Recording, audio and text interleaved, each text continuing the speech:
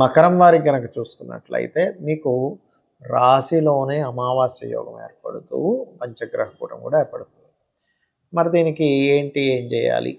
ఎందుకంటే ఒక విషయం అనేటువంటిది ఏదైతే ఉంటుందో అది మంచి వస్తుంది, జాగ్రత్తలు తీసుకోవాలి. అయితే ఈ యొక్క అంశాలు చెప్తుంది నేనైనప్పటికీ చెప్పిస్తుంది సాక్షాత్ లలిత అమ్మవారిగా భావిస్తూ, ప్రధానంగా ఇక్కడ రాశిలో అధిక గ్రహాలు అన్నప్పుడు ఏంటంటే కొన్ని విషయాల్లో నిర్దిష్టంగా నేను ఈ నిర్ణయాలు తీసుకోవాల్సిందే, ఖచ్చితంగా దీనికి కట్టుబడి ఉండాల్సిందే అనేటువంటి లక్షణాలు అధికంగా ఉంటాయి, మీకు గుర్తుపెట్టుకోండి. అలాగే మరొక విషయం ఏంటంటే 3లో శని ఉన్నాడు కాబట్టి కొంత పరాక్రమం అనుకోండి, కొన్ని విషయాలు బాగా కలిసి రావడం జరుగుతూ ఉంటుంది. 6లో గురువు, కొంచెం గురువులతో తెలియని శత్రుత్వాలు, అష్టమ కేతువు కాబట్టి కొన్ని విషయాల్లో ఆయుష్కి సంబంధించినటువంటి విషయాల్లో అనుకోండి. మరియు అదేవిధంగా ఇక్కడ గమనించినట్లయితే ఈ వాహన సంబంధించిన విషయాల్లో జాగ్రత్తగా వెళ్ళి